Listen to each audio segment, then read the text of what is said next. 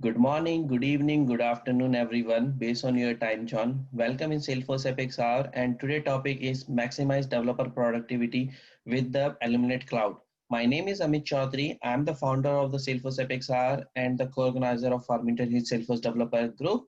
With that said, we have an awesome speaker directly from the who built the Illuminated Cloud. Scott was with us, so let me hand over to him for his introduction. Scott, Sure. Hear me okay? Yeah, we are able to hear you. Great. So I'm Scott Wells, and I'm the developer of this tool, Illuminated Cloud. So I want to thank everybody for joining on a Saturday.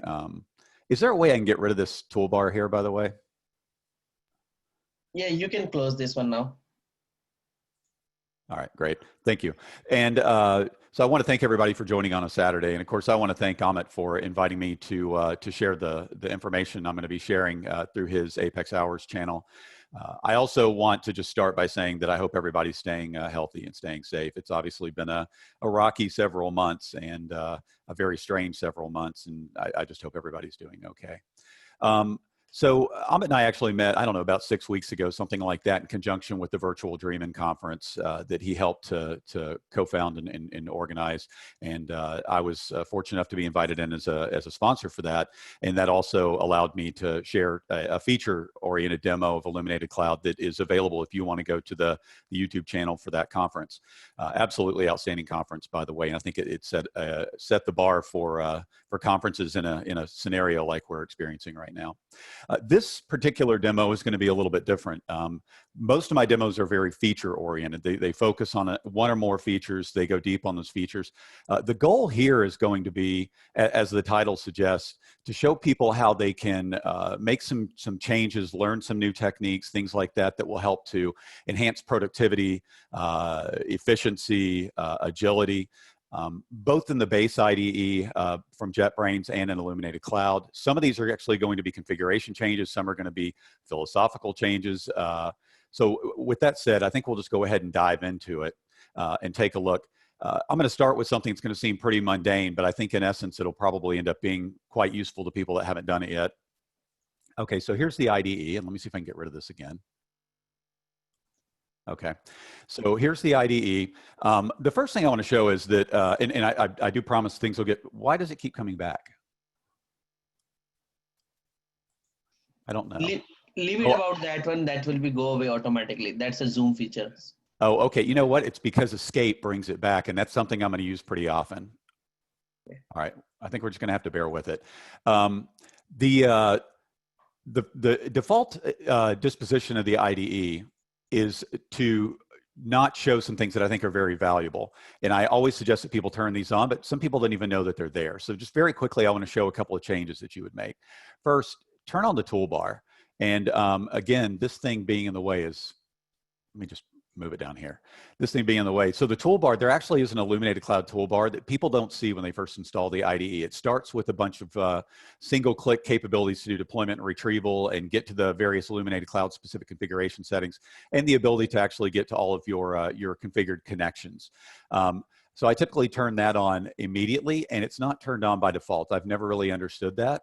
And then additionally, turn on the tool window bars, because down at the bottom, you can see that adds access to all types of things, your version control capabilities, the ability to run ad hoc queries, to run ad hoc Apex. If you want to use the embedded terminal, if you want to use the log analyzer, it basically gives you access to all of those types of things. So definitely turn those on. And then I generally also turn off the navigation bar. The reason I turn off the navigation bar is it just takes up vertical real estate, but that one's certainly much more subjective in terms of whether you care about that or not.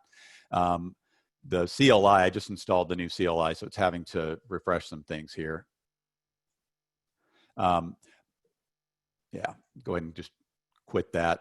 But let's go ahead and turn off the navigation bar, give myself just a little bit more vertical real estate. And the other change that I suggest that people make, and I'm just going to use this here. By the way, the toolbar, a lot of people go to the context menu and go to Illuminated Cloud and then go to some operation. That's the nice thing, is this takes it down to a single button click rather than 3 button clicks. And that's part of this maximizing your efficiency, maximizing your, your velocity in this. is trying to minimize the number of clicks it takes to do something. And I'm actually going to show a little bit later something that's even more efficient, which is going to be keyboard-based access to all this. But the other thing I want to show going into the application settings is by default, this is not enabled, override save all action. There's a whole history on why it's not enabled, but it boils down to JetBrains, the company that makes the IDE that Illuminated Cloud is a plugin for, the IDEs. They don't want plugins coming in and just automatically overriding default IDE behavior like save all. But what happens is if you don't have this checked, and I'm going to go ahead and check it, and I'm going to go ahead and say OK down here, and it's going to create a new key map that uses Illuminated Cloud's own version of save all, is that when you press Control S in Windows or Linux or Command S on Mac, it's not guaranteed it's actually going to deploy to the server. And that's because the base IDE does some optimizations around when it thinks things are dirty. So if you just check that, it will behave the way that you want. But I have been asked, and so have other plugin authors, not to do that. Okay, so that's kind of the mundane starting point, just to say, here's an easy way to get access to some common actions. Now let's go ahead and take a look at the first major set of functionality. I imagine many of you work on a team. Hopefully you're working with a version control system as the single source of truth that is used to populate organizations, that is used to share the metadata among the team. As we've moved away from the org as being the authoritative repository of your metadata. So I'm going to create a new project from version control. There are many ways to create projects here. So I'm going to create a new project from version control. I happen to be using Bitbucket as a Git repo. It's going to clone that. And then it's going to allow me to open that in a new window. So I'm going to go ahead and do that. It is, and unfortunately you can't really see it down here, but it is prompting me.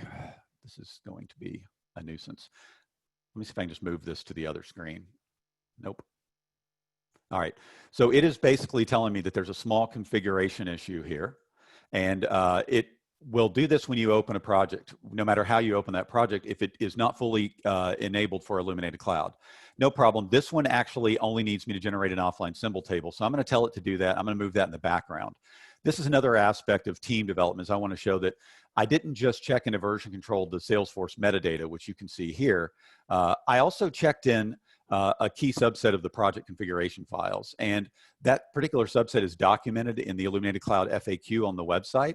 I'm not going to go into extreme detail on it. It actually tells you what you should check in and perhaps more importantly, what you should not check in, things that are very user specific. But it allows you to onboard new team members very, very, very quickly because all you have to do is check it out from version control. If you haven't checked in an offline symbol table because there's still volatility in your metadata, then all you have to do is just generate that, which is done now. It's going to index and reopen the project. And that new team member is pretty much already ready to go on the project. There's nothing else that they have to do. So I highly encourage team development oriented work to actually check in this type of information because it will make things very fast and it'll also provide consistency for the team. For example, I've checked in a unit test run configuration that'll run all tests that's shared with the entire team. I'll show this a little bit later, but an inspection profile, the code format, the version control configuration, all that is checked in. All right, so now let's take a look at a set of use cases around version control. So what role does Illuminated Cloud play with regard to version control as a single source of truth, and with regard to one or more Salesforce organizations as your sandbox, as your runtime environment, as your container effectively for doing Salesforce development?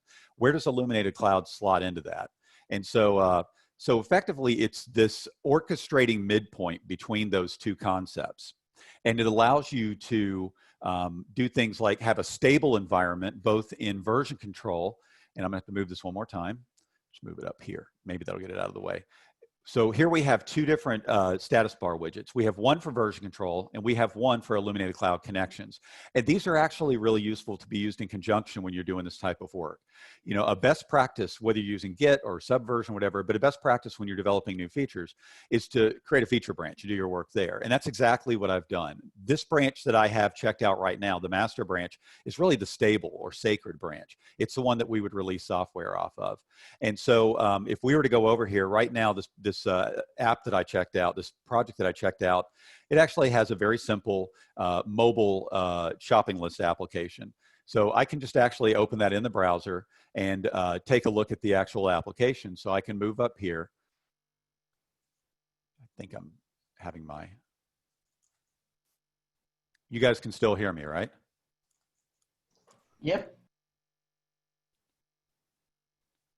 Okay, there we go. So I can actually move up here. I'm not sure what happened there. I can move up here and I can actually open this little application in the browser. And let me just move this onto the other screen. And it's just a mobile application for doing shopping lists. That's all that's checked into this particular branch.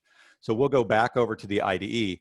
I've developed another feature, and I've already done this. This is on a separate branch, so we'll move over to that and check that out. If I needed to create a new branch, if you're not familiar with JetBrains IDE's integrated Git functionality, it's absolutely outstanding. I'm a very CLI-oriented person. I've been using Unix since the mid-90s or early 90s actually, but yet I find that I rarely have to drop to the command line in order to do version control oriented features. But in this case, I've already created this branch, so I'll just go ahead and check this branch out. We can see some things change over here. Some new classes came out, Aura components. This is all based on some old demo stuff. These should be updated to be Lightning Web Components at some point. And let's also look at my connection. So I've got multiple branches. One is a stable branch. One is a work in progress branch. Multiple connections. This one that I'm working against is actually my dev branch against a dev org. This might be a DE org. In this case, it's a Scratch org that I've actually created a dedicated user so I can use raw DML against, or not raw DML, but raw deployment and retrieval against it.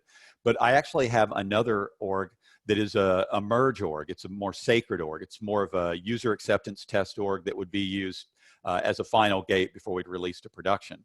And if we look at this connection, you can see that I've even configured it as a sacred org, saying when you do anything that could change the contents of this org via Illuminated Cloud, you need to prompt to make sure that we want to do that, so there are no accidental like oopses against that org.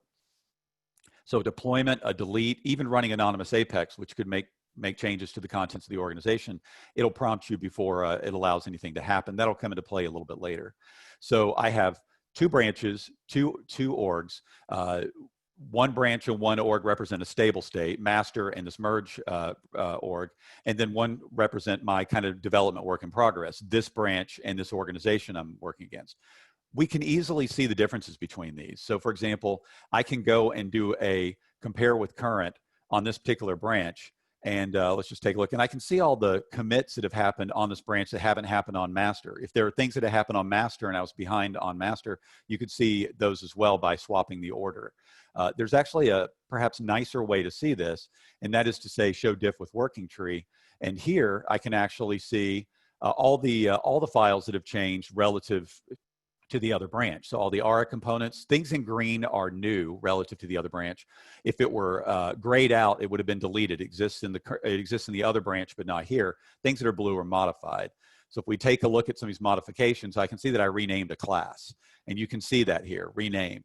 And I added some message catalog entries for the new application, and I updated the package manifest for the metadata components for this new thing. So it's very easy to be able to see this, which is very useful if you have multiple people collaborating on the same code base, using version control, using feature branches, using their own independent development organizations in order to orchestrate and ultimately to merge all this back together into a cohesive whole. Similarly, I can see the relationship between what's on my current branch and what's in a Salesforce organization. You know, this is important because I said Illuminated Cloud exists at the midpoint, this orchestrating midpoint between your single source of truth, your version control system, and your runtime development test environment, which is one or more organizations. So what we're going to go ahead and do here is just open the deployment window, which will give me a view into this. And right now, the deployment window is set up for my dev connection.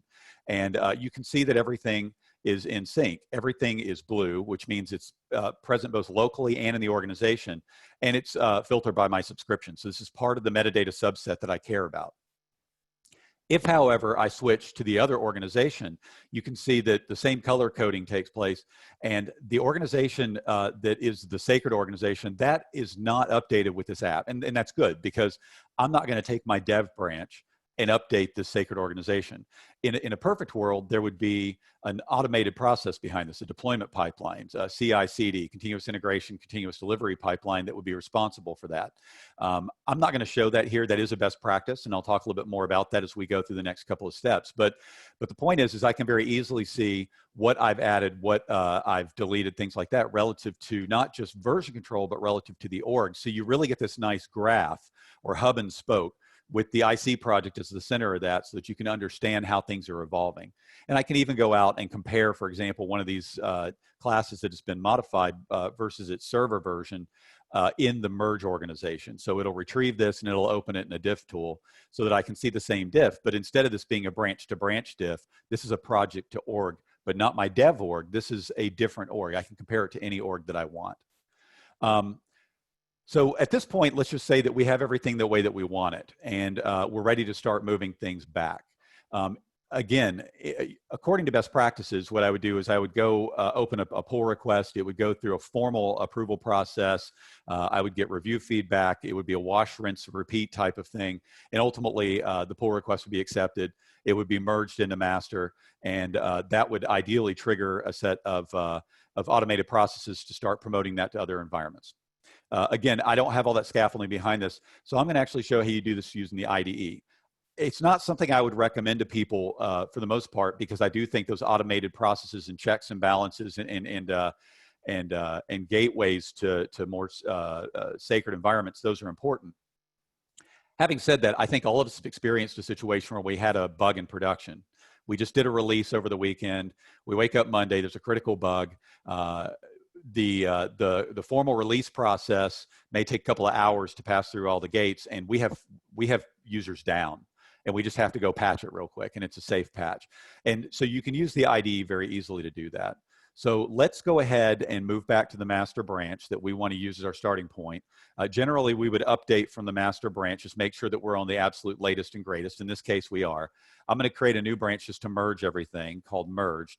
And I'm going to go ahead and merge my new application into this. And so it says it's merged. We can actually verify that. Let's compare this to the expense app, and it should be identical at this point. And we can see that there are no differences. We can compare it to the master branch, and we can see that all those same differences that we just saw, my dev branch versus master, are still present. And so at this point, we should have something that we want, but let's go ahead and do a test deployment against that sacred environment and just make sure that things would go well there. So I'm going to go ahead, again, using the toolbar, and say deploy all metadata, and I'm going to make some changes here. I'm going to change to that environment. Now remember, I made that a sacred environment in the connection config, so if I would make any changes there, it would prompt me. But I'm actually not going to make any changes yet. But I am going to say, if I were doing a real deployment, I would disable these, because I would want it to be an all or nothing proposition. I wouldn't want it to allow a partial commit against that org. I would want it to fully update to my new feature or not update at all. So I can uncheck these and say, don't, any error, any warning, roll back. I'm going to say I want to run all tests, and I'm going to go ahead and make it a check-only deployment. And I'm going to go ahead and say deploy. And the check-only deployment is going to turn this into a validation. So you can see validating. So this is really just giving me a sense of confidence that things are going to go in, that not only is the deployment going to work and it's going to overlay all the metadata properly, but that additionally it's going to properly run all the unit tests. I'm going to get the code coverage that I need in order to be able to deploy into production, things like that. So it's deploying now. Luckily, we're on a weekend, and the Salesforce deployment gods are going to be kind to me. I say that, better knock on wood real quick. But it's going to move from the deployment over into the unit testing and actually show me the progress of the test execution. And when that's done, I can see everything's good. For the sake of time, I'm not going to actually do the full deployment against this organization, but I will show you one other thing that you would want to do. I did that rename. I renamed a class. When I did that against my dev organization, and by the way, this is completed, we can go down here and see the results of that. Everything looks good. 66 out of 66 deployed, 201 out of 201 passed. So we know that we're in good shape, but it didn't change the org. Again, it was a validation. It was a check-only deployment. I could do a full deployment if I wanted to, but it would basically look the same functionally. When I did that rename in my dev org, Illuminated Cloud is very intelligent about rename refactorings of top-level types and things like that. So what it does is it makes all the changes locally. It deploys all that metadata. And then, because you did a rename, now you have an orphan class with the old name. It deletes that. So my old organization doesn't contain that old class name. But if we go into the delete metadata action and look at the merge organization, if we had done the full deployment, we could switch over to a custom selection because we'd want to delete that. Again, we would want to make this an atomic type of operation, bypass the recycle bin. When we delete, we want it to be fully gone. And what I'm going to do is change the filters here. I only want to see things that are on the server that are not in my local project, because if it's in my local project, I still care about it. And I only want to see things I'm not subscribed to, because things in my metadata subscription are things that I actually actively care about. That's my kind of cultivated subset of metadata. And now the metadata that's shown is stuff that is only on the server that is not part of your metadata subscription. Now, a lot of these things are standard objects, standard layouts, things like that. You don't want to delete those or even try to delete those. But what you would do is audit and look for things that exist on the server that are custom, that you don't want to just leave behind and get rid of, and you would just check that and you would say delete. And this would allow you to catch up that organization with the changes that you've made so that it properly models the single source of truth that would have been migrated into your master branch.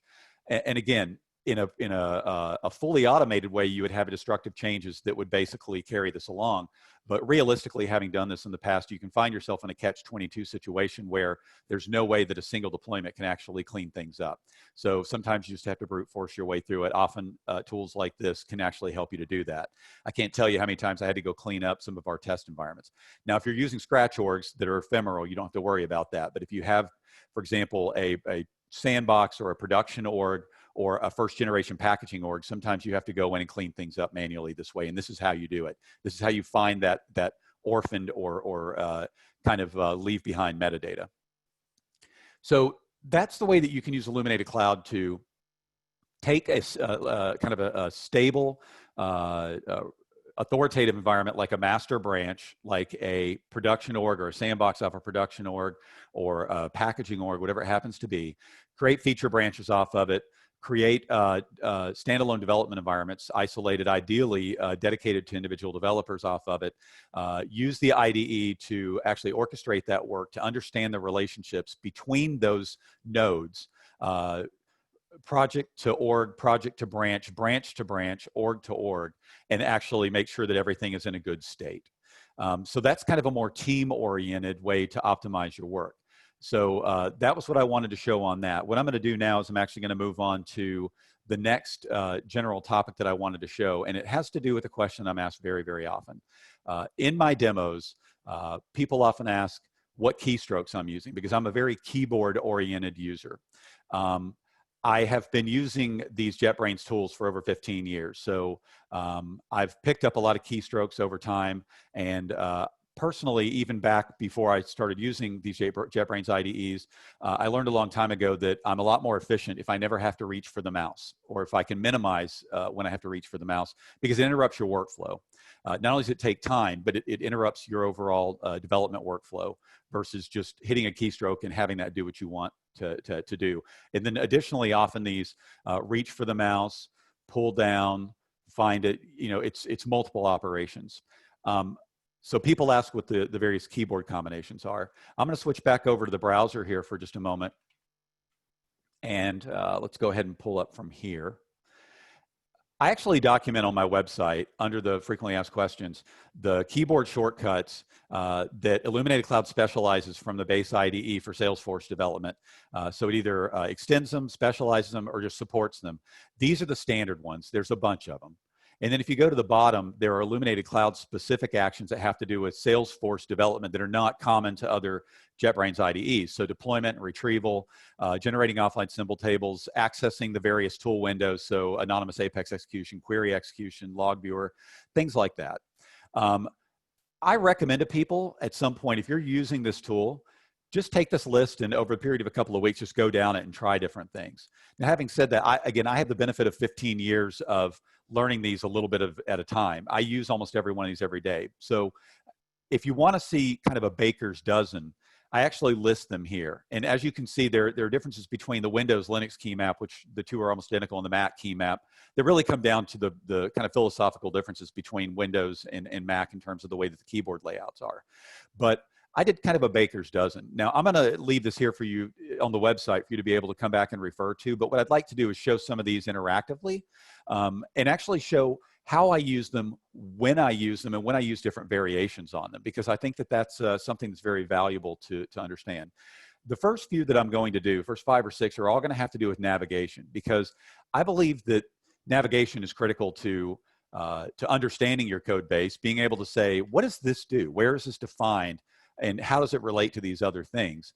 To maintaining your code base so that you can actually move to a place where you know something is happening and evolve that behavior, and to understanding the layout of it and the way that different components relate to one another, especially in Salesforce where metadata is so heavily interrelated. In a lot of other environments, you find that like within Java, within JavaScript, things like that, they're more siloed. But within Salesforce, your markup refers to your Apex classes, refers to your client-side logic on JavaScript, refers to other metadata like message catalog entries or fields within objects. There's a tremendous amount of interrelationships between various types of metadata, and understanding those relationships is pretty critical.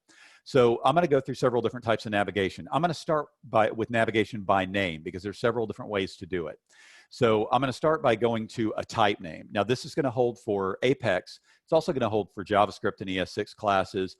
If you happen to use JetBrains IDEs for other things, Python classes, obviously Java classes, things like that. So I can go ahead and just say go to type, and I can start typing a nice shorthand for a type or a trigger or something like that, something that has a top level name, and I can navigate very quickly to that. As you can see, I use like a camel case convention here, and it's highlighting the match. I'm going to show other ways of doing abbreviations and wildcarding and things like that as I go through these examples. And that takes me very quickly to the type. Again, this will work for an ES6 type as well. I don't have any in this project. And it also works for inner class. I said top level, but what I really mean is these container types.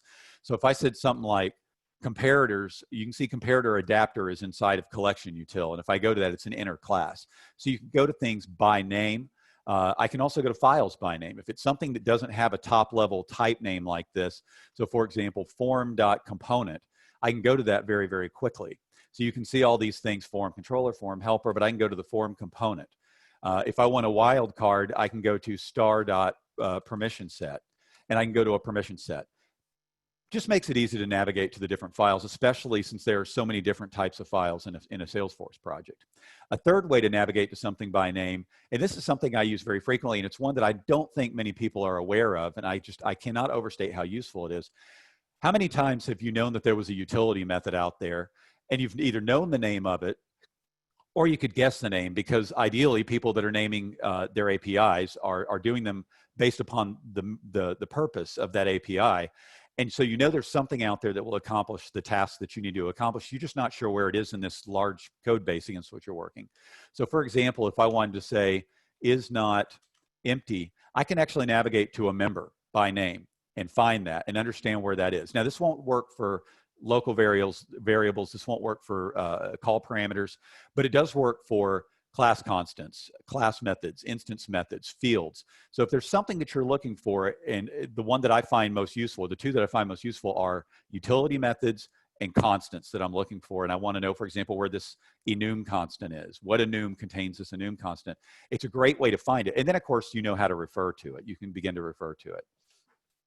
So, so go to type, go to file, and go to symbol are very, very useful. The key bindings are all very, very closely related. On Windows, and I'm not going to probably articulate every single one of these, but on Windows, they're just all variations of each other. Control-N, Control-Shift-N, Control-Alt-Shift-N. On Mac, the default key map, it's Command-O, Command-Shift-O, and I believe it's Command-Opt-Shift-O. So they're very closely related to one another because they're closely related concepts. So the next category that I want to show with regard to navigation has to do with, so now we've seen how to get something by name. Well, what if you just see something in the code and you want to go find it? And there's two ways you can do that. You can go to the declaration of something, and you can go to the implementation of something. And those aren't necessarily always the same. Sometimes they are, sometimes they're not. I'll show examples. So I'm going to hit Control B. On Mac, it would be Command B, and it'll just navigate in. And you can do this ad nauseum. So we can go to this, which is in the system list type. I can go to the system Boolean type. I can go to the system exception type, and I can keep drilling down. And it makes it very easy to navigate your code base through references to other things. And those references don't just have to be, in this case, within Apex. I'll show you in just a moment. I can navigate from markup, whether it's Visual Force, Aura, Lightning Web Components, into JavaScript, Apex, whatever it happens to be, and navigate across language boundaries, basically polyglot references. Now, I've done this navigation in order to drill down and just kind of understand how this call stack is going to hang together. What if I need to go back? I've gotten pretty far from where I started. Well, this is another function that's in or feature that's in the IDE, and I'm not sure that everybody knows about it. If you did this in a browser, if you click through a series of links, you would have a back button, or you would hit something like on Windows, Alt back. Well, the IDE also has its exact same mechanism, back and forward. So I'm going to do exactly that. I'm just going to back up the navigation path I just went through, and I'm exactly where I started. And I can go forward and get back to where I was last. It pretty much keeps a stack of the navigation you've been through. So now we're back to here, we're back to here. Makes it very easy to navigate in an exploratory sense and then find your way back to where you were. There are other ways to do this. You can use things like bookmarks, or there's actually a keystroke that'll take you back to the last place that you edited something. But the one that I use all the time is I just basically navigate down, navigate, and then just work my way back. And it's very quick to do so. So some of the navigation capabilities. Another one I want to show, we were already on GoTo declaration. I said that there's a difference between GoTo declaration and GoTo implementation. So let's go to multi-map here. And let's take a look at something that is in an interface. So here we have an interface, collection adapter. And if I navigated to this from a reference, it would be an interface method. There's no implementation. What if I wanted to go to the various implementations of that? And there may be none. There may be only one, but there may be many if we've actually used like a strategy pattern or something like that. So one thing I could do if I wanted to reach for the mouse, which obviously I don't want to do, is I could go to this gutter icon and I can see these. But from the keyboard, I can actually do this using GoTo implementation. And I can see the exact same things here. I use this all the time because a lot of the projects I work in have type hierarchies that have inheritance relationships or implement interfaces, and I want to see where those implementations are. By the way, anytime you see one of these little pop-ups, it's going to have this, and you can always take this pop-up that is more transient in nature, and you can pin it to the IDE so that you actually have the ability to refer to this in a more persistent fashion. And again, I'm going to show a couple of other examples where that's useful. But if you just use the standard capability here, and I'm just going to switch over like this, then it's going to show it in a little pop-up, and I can navigate down. And if I want to go back, I'll use that browser back action. And if I want to navigate down, I can navigate down again. And I can actually see the implementations of that. So go to declaration, which will take you to declaration. In this case, if I clicked on something for an instance of a collection adapter, it would have brought me here. But if I had, in fact, let's just find a usage of that. If I say go to this, it takes me to the declaration. If I use go to implementation, it shows me the concrete implementation. So two different keystrokes on the same reference. One takes me to declaration, the other shows me the concrete implementations. So two different ways to navigate through a reference to something that is polymorphic in nature. Okay, so the next one I want to show has to do with finding related things. So as I mentioned earlier, in Salesforce, metadata is very highly related. So let's understand how that works. So this is a class, multi-map. It has a .cls file that I'm sitting in. It also has a meta XML file that has API version information, description, the class status, whether it's deleted, active, things like that. It may be used elsewhere. So let's take a look at how we can understand that. So again, if we go to navigate, we can see that there's something called related symbol. So I'm just going to use that, and it's going to show me some of the relationships of this. So it shows me that isEmpty is also implemented elsewhere. It shows me that there is this collection adapter interface based upon where I'm sitting in this method. It also shows me within this class that this class has a meta XML file. And it also understands the relationships between production classes and test classes. So not transitive relationships, only immediate relationships. So it says that this is tested explicitly by multi-map test and collection util test. So we can go ahead and navigate to one of these tests. And if I hit go to related again, it shows me the meta XML for this. And it also shows me that this class exercises it'll drive code coverage, and it'll actually validate multi-map. So let's navigate back over to multi-map. So let's take a look at a more interesting example of this. Let's go back to that form.component and let's go to related. So if we go to related here, an R component, a Lightning Web component, even a static resource bundle, these are comprised of multiple files. So we're looking at the .cmp, the markup file right here, but it's showing us the other aspects of this bundle. The styling, the client-side business logic, the server-side business logic. So it understands how to cross the boundary from a bundle from JavaScript and CSS and HTML markup into Apex, and then the meta XML file. And if we go over to the Apex file and we say find usages, again, it understands that this participates as a server-side controller. It also understands that it's tested. So we can go over here. So you get the idea. We can basically understand these complex relationships in Salesforce by using GoToRelated. And I'm building these out even more over time. I've captured most of the important ones already, but I'm building them out more over time. Okay, so let's go back to collection util over here. And how can I get to, say, is not empty down here if I want to navigate to that? Well, there's several ways I can do it. One, I can just start cursoring down. That's probably the worst way you can do it. I guess the worst way is to point to the mouse and scroll down, at least to me. Things are subjective. You could type, find, and I could say is not empty. As we showed earlier, I can say is not empty, and I can get there that way. But let me show you a quick way to get there. Oh, I can bring up a structure view. Is not empty, and as I type down, it'll get me there. That's probably one of the top two ways. But I can also use something called, and let's just see if navigate, and we'll say navigate and file, next method, previous method. So it actually understands body members, whether they're methods, constructors, whatever they happen to be, and it makes it very easy to navigate them. So this will take me to the constructor, the next method, and I'm there. And I can navigate up and down this file very, very quickly. Hopefully this is showing up well over the Zoom, because I'm doing it very quickly, but I use this all the time because I know the thing I'm looking for is about 3 or 4 methods down, because I know the way that this file is structured, and I can get there very quickly. If I still can't find it, I can very quickly say go to last item or get last item. But this go to next, go to previous, once you get used to that, you begin to navigate the contents of files very, very, very quickly. Let's see here. Navigate backward, forward, show usages. So everything we've shown so far is about how you get from point A to point B. So how we have a reference to is not empty, and I want to get to is not empty or implementations of that, or I want to go to it by name. But how about if I want to know how is not empty is used?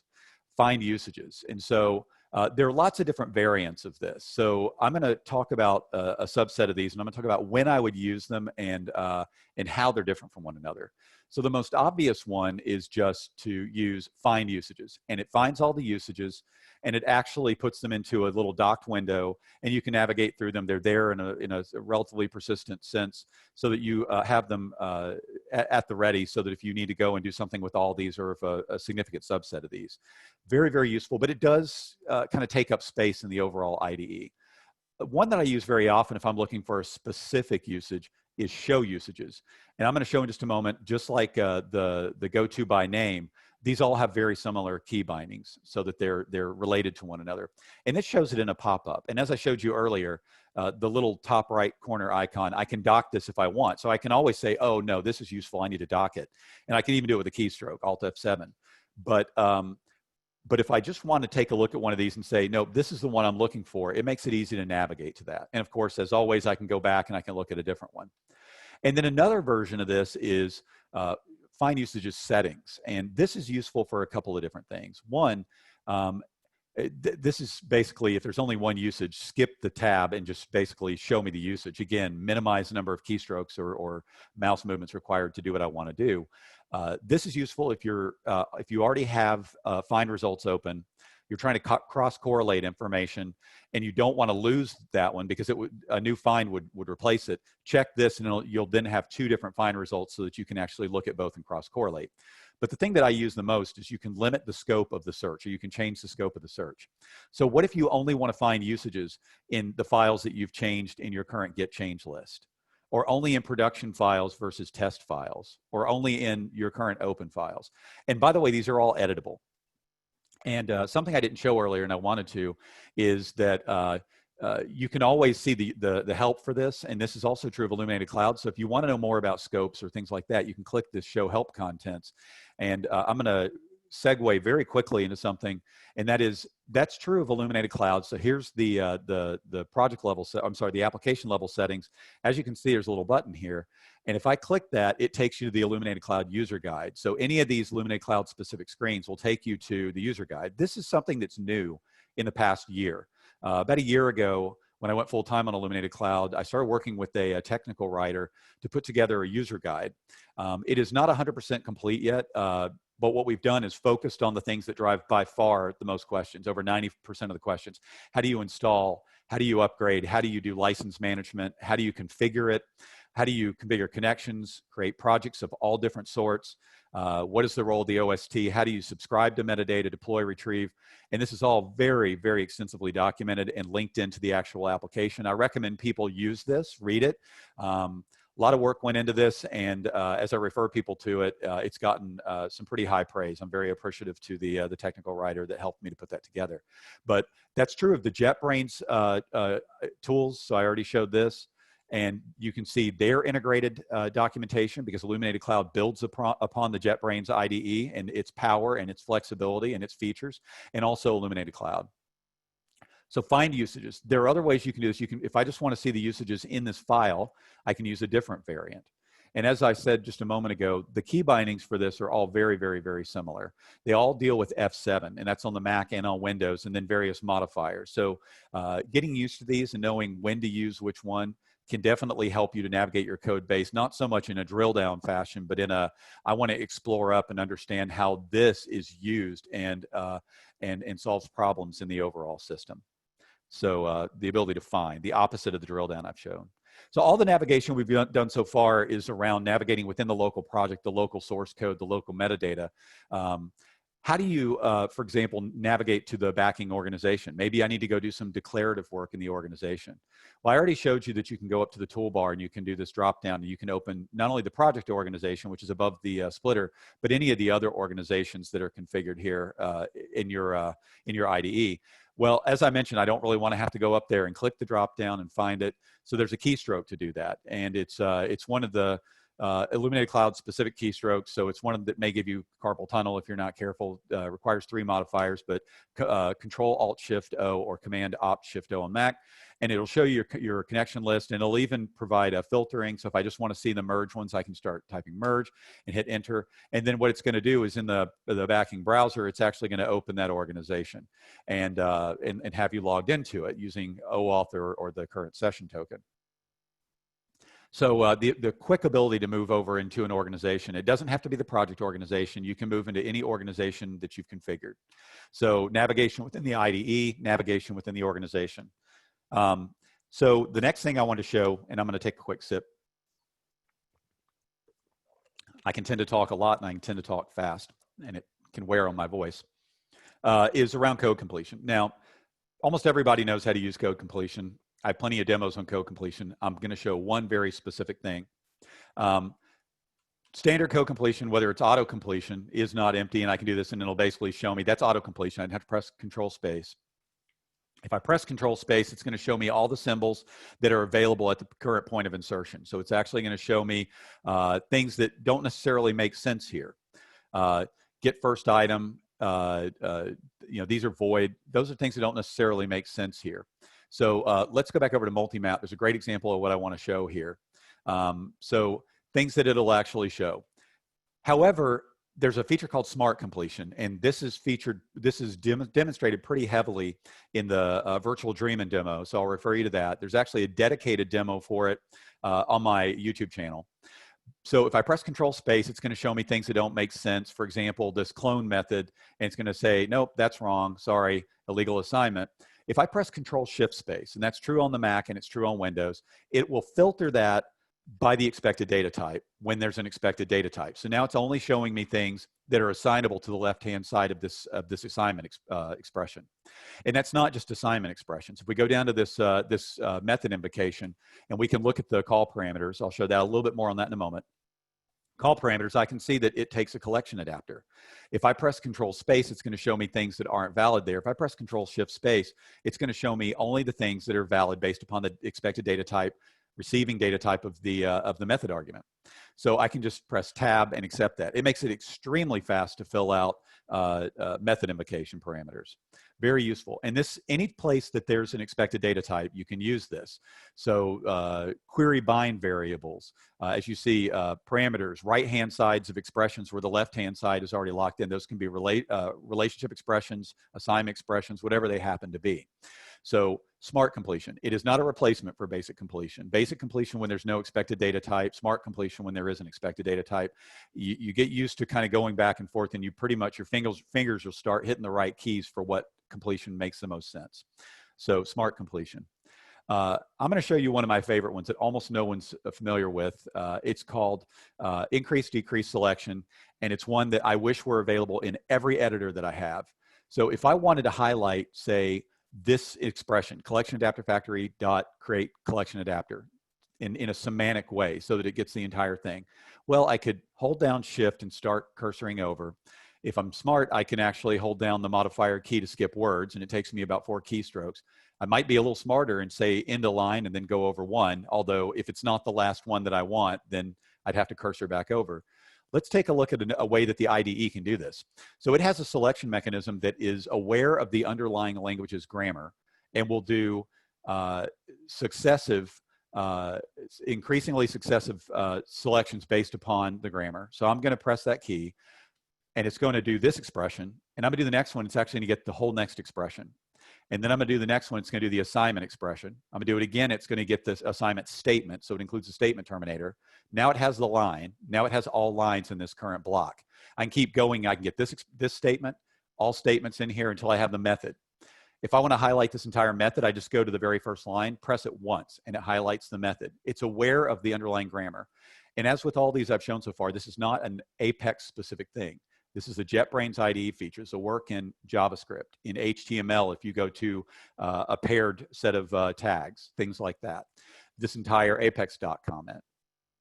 It's an extremely powerful thing. And as I showed just a moment ago, if I highlight all this, if I hold down Shift while I do it, it'll actually back that out. I can do a decrease selection. Once you get used to this, you will use it all the time. I highly recommend being familiar with it. You will also regret the fact that it's not available everywhere that you go. Okay, so I showed this briefly earlier. I already showed the parameter info down here so that you can see the parameters. And I also showed somewhat how you can use that in conjunction with smart completion to very quickly fill out the parameter lists. There's another form of documentation that you can have, and that has to do with integrated API documentation. Most people are aware of this. I'll spend just a minute on it. If I press Control Q, it'll actually show me the documentation for Salesforce. It's obscured a little bit, but this is map.get. If I go to this, I can actually see the full documentation for map, and it'll show me that. And this isn't just true of the Apex system types. It's true of Visual Force functions and global variables, Aura functions and global value providers, all the tags, Lightning Web Components tags and functions.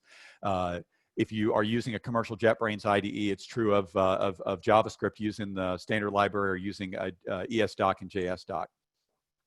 Integrated API documentation. If you document your own stuff using Apex Doc, it'll also integrate that very, very nicely. If you want to actually open this documentation externally and see the Salesforce documentation on their own website, Shift F1 will open it up so that you can then put it on another screen and refer to it externally. So very tightly integrated documentation. Okay, 2 more that I'm going to do on these keystrokes. That'll get us to 10-ish, probably about 12. The next one's one of the most important keys I think that you can learn. We'll just go down to say here. There's one keystroke that's called context actions. And basically it looks at where the cursor is, the caret is, and it will show you things that are relevant at that point. It may be, if there's an error at that point, it may help you fix that error. If there's a warning, it may help you address that warning. If there's nothing, it may still have things you can do. For example, here's a method that doesn't have Apex Doc. If I hit Alt-Enter or Opt-Enter on the Mac, it'll offer to create Apex Doc for it. And Illuminated Cloud will stub out Apex Doc intelligently based upon that declaration. So it added @param and @return to kind of stub that out. If I do something like an expression like if 10 equals 20 over 2 or 20 equals 0. And yes, this is a silly expression. But if I do that, if this were a more complex expression, the order of operations, the order of evaluation would not necessarily be clear, especially if somebody's not aware of how it works in Apex versus what they would expect normally. So Alt-Enter, and I can add clarifying parentheses, and it will actually take order of operations into account and actually make it very clear how this is going to be evaluated. If I took out these lines and said SD hello, notice that this turns yellow if without braces. If I hit Alt-Enter, again, a quick fix, it'll add braces to that if I want. That was a warning, not an error. If I take this out and say something like, let's see, SObject obj equals new account, and I say account equals SObj, whoops, how about obj? And we know that this is valid, but the compiler doesn't, illegal assignment. And so what do I want to do? Alt-Enter, cast, add a cast operator. These are all over the place. If you look at some of my recent YouTube videos, or if you look at the Virtual Dreamin' video, you'll see that it helps with annotation and modifier agreement, scope agreement, things like that. Alt-Enter will definitely do a lot for you. Again, this is not just Apex. If you go over into JavaScript and you're using a commercial IDE, or over into CSS and just hit Alt-Enter, you'll be surprised at the things that pop up that'll help you to make your code, to fix it, to make it better, things like that. It's an incredibly powerful mechanism. I continue to build out the mechanisms for Apex over time, generally doing quick fixes first, but doing some of these contextual ones like add clarifying parentheses that are available even when you don't, have an issue. Okay, so the next one is going to be around refactoring. Refactoring is phenomenally powerful, by the way. If you're not using it, start using it. It will allow you to do things like just write your code without worrying about what something's named. And then when the name reveals itself a little more clearly, as the code becomes more concrete and makes the name of that variable more obvious because of how it's being used, all you have to do is a rename refactoring. If you write a giant method because you're trying to get all the logic right, you can then use extract method in order to refactor it for better separation of concerns and areas of responsibility. So why don't we take a look at refactoring? Now, there's a refactor drop-down menu, and it shows all the different key bindings.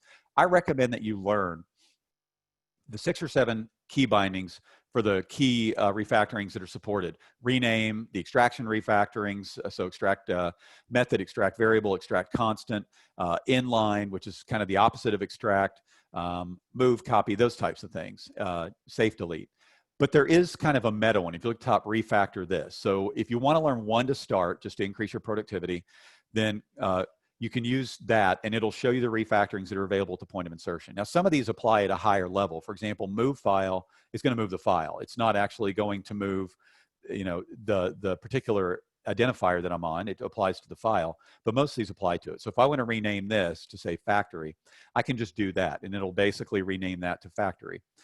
If I wanted to then extract this as a variable, I can say introduce variable, and we'll just take this, and I'll call that collection adapter 2. Illuminated Cloud is going to try to make sure that you don't have an error by providing a unique variable name, because there's already a collection adapter. If I wanted to inline that and start backing out what we've done, I can inline and inline all, and that'll actually take that variable usages of it and take the expression assigned to that variable and replace it. And then if I wanted to refactor this back, I could refactor it back. Now, that was faster than going to the refactor menu or to the context menu. But again, if you go one step further and learn that this is Shift F6, and this is Control Alt V, and just hit Enter, and this is Control Alt N, and this is Shift F6, it becomes even faster. Instead of being 3 keys, it becomes 1 key. And it's only 5 or 6 different things that you have to learn. And really, for your day-to-day work, probably 3, something like that. Probably extract variable and rename will get you very, very far. So refactoring and the ability to do that very quickly, because refactoring is what gives you agility as you write your code. And again, the commercial JetBrains IDEs have full support for refactoring in JavaScript as well, and some refactorings in things like HTML and CSS. Okay, so those are the keystrokes. There are 200 other ones I could show you. We'll call these the the first layer that I think that will help people increase productivity. The only other ones I'll mention that I didn't have in this list are the ones that are Illuminated Cloud specific. And those are the ones to do deployment and retrieval and things like that. If you want to do a bulk deployment, knowing how to open this dialog with the keystroke instead of having to go to the button bar or the context menu, if you want to do a retrieval, knowing how to open this will save you time. It'll actually make things go very quickly. And one other, and that is to update your metadata subscription, knowing how to open this particular screen so that you can go and add things to your metadata subscription. And again, those are all documented back over here, I think here. Those are all documented right here in the FAQ very, very clearly. So maybe take 1 or 2 a week and sit down and just put it on a Post-it note in front of you and try to use it as much as you can. Get that one burnt into your fingers and then do 2 or 3 more the next week. Okay, so the last thing I want to cover when we're talking about increasing your productivity, maximizing your productivity in the IDE, and by the way, many of these techniques, learning keyboard shortcuts, apply to any tool that you use. They make you faster in using that tool. The last one I want to show has to do with code quality assessment, static code analysis. So you've already seen Illuminated Cloud flag some things. You saw it flag some errors when there wasn't type agreement. How can you get kind of a bulk code quality assessment? So I've been working on this branch maybe for a week, and I've created this new feature, and I'm going to try to get that merged back into the shared branch that everybody else has. Any problems that I've created, any inefficiencies I've created that could be identified by a static code analyzer, I'm about to make them everybody else's problem. Not just my team, but I'm about to make those potentially the problem of my customers as it gets delivered out to production or gets packaged and sent out through a managed package or something like that. So before I start bringing things back, how can I do a bulk code quality assessment? Well, there's this Analyze drop-down menu, and I can go to Inspect Code. And real quickly, one of the things I'm going to show in conjunction with this is that I've checked in this inspection profile. It's now available to the team, so we're all actually using the same set of rules to analyze quality. And that set of rules is basically configured right here. This one I've kept pretty simple. It looks for syntax errors, so basically a lack of compliance to the underlying grammar of a language, Apex, JavaScript, HTML, whatever, and then all the Salesforce real-time code inspections. We'll talk a little bit more about the bulk code inspections in just a moment. You might also add the ones for JavaScript and HTML and CSS and XML so that those are also being evaluated. So I can just say run, and it'll run this across the entire code base. And it will show me the results of that very clearly for review. I can export a report off of this, things like that, but it'll actually show me the results. I can expand all of them. And we can see something like, okay, so here it's saying that I've documented, it's a warning. I've documented this, but I haven't actually provided a description. So why document it if I'm not going to say what it is and what it does? Down here, I have a method that has a return value, and I haven't documented that. Here's that contextual action again. Clean up Apex dot comment. I can have Illuminated Cloud help me fix this issue. It'll add the @return. Now, it can't actually fix this, so this returns something. And I can go to the next one. And so I can say the same thing, and I can say this returns something else. And hopefully you're going to document better than I'm documenting right now. This is obviously for the sake of example. And then down here we have some that say that something's never used. So at the top of each of these categories, you can actually bulk apply a fix. I don't ever recommend that you bulk apply this fix. And the reason is that through an audit, you're going to discover that some of these are dead code. And that's valuable because if you can eliminate dead code, you're eliminating your effort in maintaining your code base. Anecdotally, I can say that one pass in the past, I eliminated over 20% of our code base. Now, it was a code base we'd heavily refactored, but without a tool like this and being able to understand what really is dead code, you just continue to maintain that code so that it compiles, it deploys, your unit test pass, and we were able to go and lower our total cost of ownership by about 20%, maybe a little bit over that. It was kind of a one-time reduction, and after that, it was much more incremental, but this is very valuable. What you'll find as you go through it, though, is you'll say, okay, so this one actually is dead. There's that quick action. I'm going to remove it. Go to the next one. No, you know what? We're going to use this. We're not yet, but we're going to use it. And then you can actually bring up that quick action. I can say suppress for method. This uses an Apex feature called suppress warnings. It's an annotation, and it says suppress warnings for code analysis for the Apex unused declaration. Basically telling the static code analyzer, you think there's this type of problem here. I'm telling you that there's not. At some point, when you start having usages of this, you can remove this suppression, and then it participates in static code analysis again. But one of three outcomes should come out of this type of an audit. You will either say this is valid, and in the case of an unused declaration, you'll eliminate it from your total cost of ownership. You will say this isn't valid because it doesn't know where I'm going. I've introduced this method, but I'm not using it yet, in which case you'll suppress it temporarily, or you'll find it is a false report and you'll log a bug against me with a way to reproduce it, and I'll fix it so that it goes away. And in the end, you'll get a clean report here. So you can get a full analysis here. This one's actually pretty clean. It says things are unused because I did a sparse population of this particular project for the demo. There were other tests that actually took care of some of this, but the point is you can take a look at that. Another thing that I'll show you is the external static code analyzers. So if you're familiar with PMD Apex, it is an application of something that has been, or an extension of something that's existed for a long time, PMD, which is a language agnostic static code analyzer that has existed for a long time that can be plugged into a CI system, plugged into IDEs. It's been extended by a group for Apex development, and even some Salesforce internal developers have been helping to extend it for security rules and things like that. It's a wonderful tool. You can set up your own rule set as far as which rules you care about, the severity of reports of infractions against those rules, things like that. So you can run it, and it will actually run and report internal in the IDE. So we can see that we have now these things reported, and it shows the error here. We can double click and it'll show it here. Now, some of these are invalid. For example, this is a best practice with the utility class to have a private constructor so that a utility class is only full of utility methods, class methods. So you don't want to instantiate it and try to use it as an instance. So I have a private constructor. So saying this is an empty block statement is, well, of course it is. It's what I want. So I would pretty much want to suppress that. And here's another false negative. This is saying that unit test class should have at least one system assert star method. Well, it does. It's doing a shallow check. So if I drill down, this is calling assert, and then so we have two levels of facade. We have something from Serono Common that's a kind of JUnit like assert library built on top of it, and then we actually have encapsulated that into a bulk check that we use just so that we don't have to have those, whatever it is, 6 or 7 lines every time we want to do this check. So this, I'm probably going to open a bug against PMD Apex so that they do a deep check instead of a shallow check looking for these. But you get the idea. You can actually use PMD Apex to do a static code quality assessment as well. Now, you can do all this as well before you check in. There's a whole set of things that you can do to keep yourself sane and keep yourself as a good citizen of your team. So here's the Git interface within the JetBrains IDE. And if I do start a commit, there's a set of operations, I'm just gonna move this over here, that I can have it do before it'll allow me to do the commit. I can have it run the Apex code formatter, the JavaScript code formatter, basically reformat all the code to match code styles. I can have it rearrange code. That's not implemented for Apex, nor is optimize imports because Apex doesn't have imports. But if you had, say, ES6 or other source code in this, then it would allow you to run these on those. Perform code analysis, pretty much what we just did. Show me if I have any errors before I would commit this back into the main branch.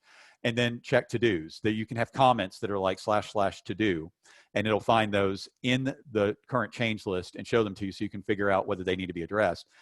Do a code cleanup. There are no cleanup inspections, and then update your copyright. There's another feature of the base IDE is you can have it automatically maintain your copyright according to a template, like keep if you have a date range, 1997 to current year, it'll keep the current year up to date. So you can have it do all this before you check in. So by the time you commit, everything is in the best shape it can be.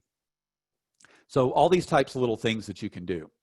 So that's what I wanted to show. You know, if we kind of recap real quick before we move over to Q&A, effectively I wanted to show some small things you can do in terms of the IDE configuration to make things more immediately accessible and work the way that you want. Toolbars, tool windows, make sure that deploy on save always works as you expect. Once you work with things in version control, how can you work with version control in multiple branches and multiple orgs, and how can you have a running assessment of the relationships between all those in a distributed team development environment? What are some shortcut keys that can make you significantly faster in just accomplishing standard use cases? And how can you maintain and understand a code quality assessment as you work through your project? So within roughly an hour and 5 minutes, hopefully that's provided some new insights into the IDE. So I'll stop there. Let me go up here and see if I can find the chat window. Where is that? Participants? There we go, the one that says chat. All right, I'm just going to take a look at these. All right, let me see here. Good morning, everybody. Okay. No, so the pricing of the IDE is not, the pricing of the IDE is $125 per user for a commercial license. There are volume permission set, and I wanted to rename this. Actually, I could just do Shift F6. Let's find it over here. Shift F6, and I could rename that file. It will not track that right now in the package XML. I don't think I've added that. That's actually on my list, just to make it so if you rename any arbitrary metadata, it'll update the corresponding entry in the package XML. Where did the chat window go? I minimized it. Here it is.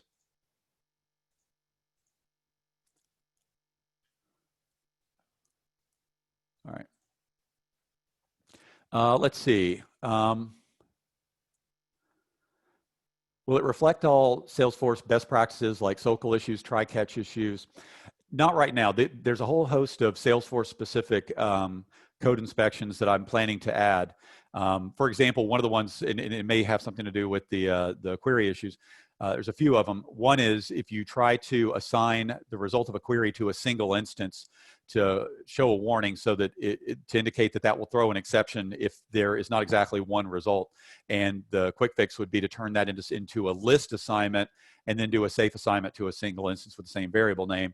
There's a whole host of these that I plan to add. I've been focusing more on the ones that are around semantic issues like type agreement, annotation agreement, modifier agreement, scope agreement, incomplete concrete classes, those types of things. But I have a list for myself of about 50 other code inspections I plan to add over time. I see a retrieve log execution. Sounds like you're probably on 2019. 2019 would reopen the tool windows every time. If you upgrade to 2020, I've actually specified that I don't want the tool windows reopened, and those will be minimized and this problem goes away. So I would just upgrade to 2020 and this problem should go away. Let's see. Could I download Illuminated Cloud 2 and bring all your dependencies to identify? So Illuminated Cloud 2 itself doesn't have any dependencies on other plugins per se, not third-party plugins.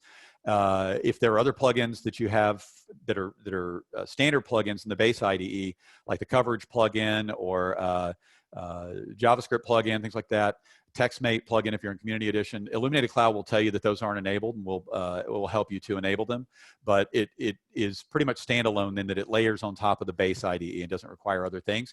But it can work with some other plugins if you want to.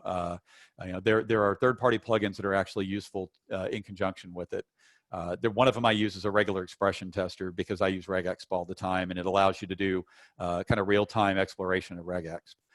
Cheat sheet, I think I showed that on the FAQ. There's a cheat sheet of all the key mappings. And so if you just go to illuminatedcloud.com support FAQ, it's there.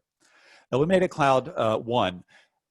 So Illuminated Cloud 1 was superseded by V2. So Illuminated Cloud 1 came out in 2015. In 2017, December 2017, Illuminated Cloud 2 was released. At that point, Illuminated Cloud 1 was put into a kind of a sunset phase, meaning it was beginning and end of life because Illuminated Cloud 2 was out.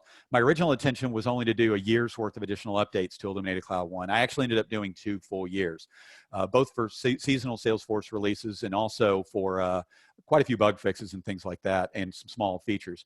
But as of about March of this year, Illuminated Cloud 1 is officially end of life. It continues to work. It's a perpetual license, but it is no longer receiving updates, and it is not compatible with JetBrains IDEs above 2019. So if you want to see new features, if you want to see updates for Salesforce seasonal releases, if you want to see updates for the new JetBrains IDEs, you'll need to consider updating to Illuminated Cloud 2, and you are entitled to a one-time upgrade discount when you do so. So retrieving profiles. So the issue with retrieving profiles, if you retrieve a profile in isolation, it comes back sparsely populated. This is a Salesforce behavior. So what you have to do, if that profile grants authorization to Apex classes, Visualforce pages, objects, fields, things like that, things other than permissions, other than system permissions, user permissions, you have to retrieve those things at the same time. It used to be you had to do that with permission sets as well. Based on a conversation I was having recently with some other folks, sounds like Salesforce may have fixed that with permission sets, but it's a Salesforce behavior. I have a to-do for myself that if you try to retrieve a profile in isolation, to warn you, optionally warn you, that you may want to retrieve it in conjunction with the things that it authorizes. But again, that's a Salesforce behavior. So I'm assuming that this question about the keystroke for selecting methods, statements, things like that is the increase or decrease selection. On the Mac, that is opt up and opt down will accomplish the increase and decrease respectively. So the features that I showed, if you had PyCharm, then the same features that are not Salesforce specific, which is 80% of what I showed, work just fine with Python. If you have PyCharm or if you have Illuminated IntelliJ IDEA Ultimate Edition with the Python plugin, it works there. Same with PHP and PHP Storm. Like I said, JavaScript, if you've got IntelliJ IDEA with Java. Less so with C and C++, the JetBrains IDEs. They have a C# IDE, but I can't really speak on C and C++ there. After deploying the package XML to different org, profiles and record types are updated. Contact me directly. That's probably a longer discussion. I need to understand exactly what's going on there. Does IC support the replay debugger? Yeah, absolutely. It's actually supported a log-based debugger since, I believe, 2016, 2015. I think that the very first tool to support that was one that's actually gone now. Having trouble remembering the name of it. And then I believe that Welcome Suite and Illuminated Cloud both released support for it, pretty much the same week or very close to it. And it was like 4 years ago. So yeah, absolutely, has very robust support. It also has a profiling tool called Log Analyzer. I have very nice demos of those out there. I suggest you go take a look. But yeah, no, it provides very nice, very close to interactive debugging style. There's some new features like smart step into and things like that. You might also look at the virtual dreaming demo because I show some of the newer features. Let's see. I've never got Apex debugging experience, as you found the article, which clearly show how do we do debugging. Yeah, it sounds like there's enough interest in this, and because we're not time limited, I can just go over here, sure. So let's go to Shopping Mobile View Controller test. And so there are different ways that you can bring up the debugger. So you can do it from a unit test. And again, you're going to see all the different ways. So you can do it here, debug. You can right click, debug, things like that. You know me, I want to use a keystroke. So debug. And it will actually bring it up and it will say, what logging level do you want? This is less of an issue now that we have a much larger max debug log size of 20 meg. So I'm going to say full debugging, and that's just going to pretty much max out the debug logs. And it will show it. And so now here we are. And I can go ahead, you can see the stack frame. I go ahead and step in. And I am now inside this method. And you can now see the stack variables over here. And I can step over, step over, step over. You can see the assignment. So I'm basically debugging. If I want, I can. So one of the things I was going to show here is that as things are assigned, this is one of the newer features, is you can also see the values of stack variables clearly here. If I want to do a smart step into, and I'll do that, I'll step out here. As you can see, there are multiple things being invoked here. There's an assert.equals, and then nested within that, there's a size. Instead of hitting F7, if I hit Shift F7, it'll actually show me in the order that things will happen. It'll show me the various things that will be stepped into. So maybe I don't want to step into size because that's a system call, because it would be a no-op. So I'll step into equals first, and it'll take me directly into equals. So smart step into when you've got multiple methods that will actually be evaluated on the current statement. So things like that. And so like I said, you can kind of go through and you can continue to see your call stack down here. So yeah, that's the way that the debugger works. And as I mentioned earlier, there's also the log analyzer that's somewhat related. We can go here and we can open the log.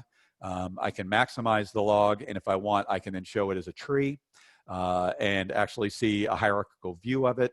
And then I can change to different views. If I want to see how CPU time was burned as I did this, I can change to CPU profiling, and I can actually see the time. And as I drill in, I can see where the time was spent. This is a very quick test. If I want to see where DML occurred, I can do this. There was no DML in this particular test, but I could see the DML statements, the queries, things like that. Again, this is all detailed elsewhere, but there's basically a built-in profiler with the log analyzer.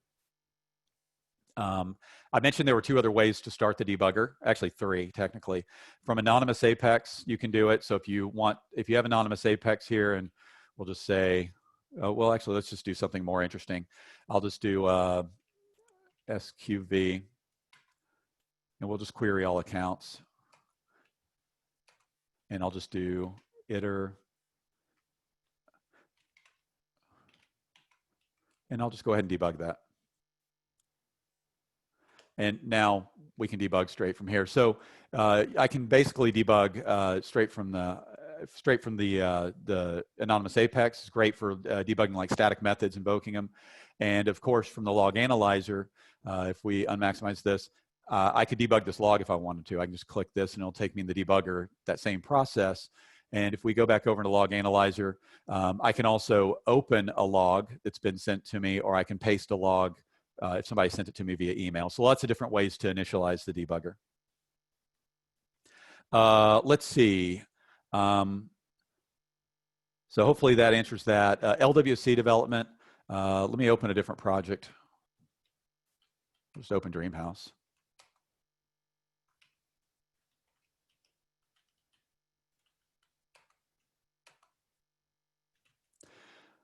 All right, so here's a Lightning Web Component. Let me give us a sec to index. I obviously re-index since I did this. I'll answer your next question and come back to this in just a second. What is my email? How to connect to me?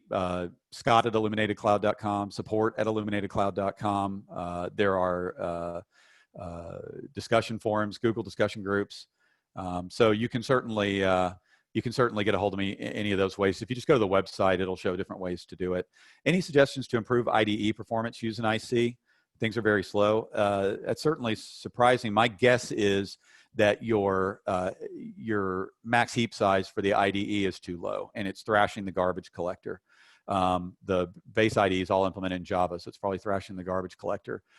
You can actually, where is it? Why is that not showing up? Oh, it's not showing up. Well, it's because I'm in the debugger. You can change memory settings. It's grayed out here, but you can change memory settings. I recommend I think the max heap size by default is like 700 meg. This isn't just Illuminated Cloud. This is JetBrains IDEs. That's too low.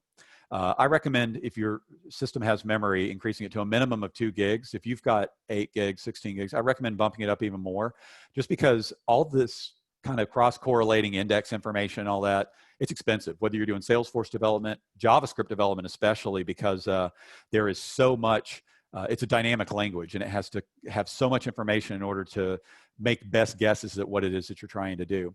If that doesn't help, contact me directly, because I mean, I have this on a 5-year-old machine over here. It's one of my test machines. I've given it 2 gigs of memory and it hums along. So I'd be interested in seeing what's going on. Okay, so LWC. So here we are inside a Lightning Web Component.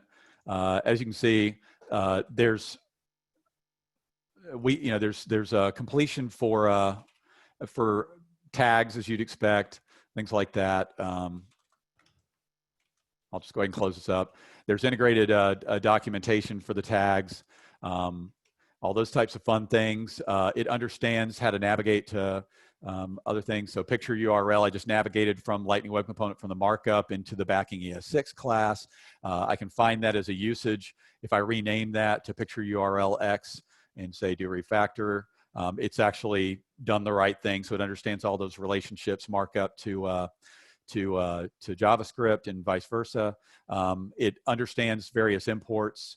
So if we expand this, there's a whole host of what are called live templates. So if I say import, and you can see all these various imports. So if I want to say import an Apex field, I can do this, and I can say from sample data controller, it's showing me things that have are enabled.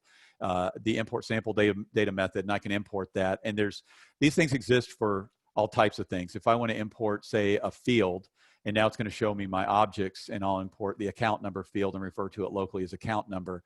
So, and this is one of the commercial IDs, so it's actually telling me, hey, you imported this, but you're not using it. This is ESLint kicking in and telling me things. So all those types of things. I don't know how much you want to necessarily see, but it's full support for Lightning Web Components. I have 2 or 3 demos on my YouTube channel. I also show how to do local Lightning Web Components dev, so dev against the local dev server. Right now, I think that's actually documented on the wiki. I don't have a demo of that, but basically you just start the Lightning web server, and then whenever you make changes locally, it refreshes in the browser, and you're good to go. It works really nicely. How can we learn? Oh, go ahead.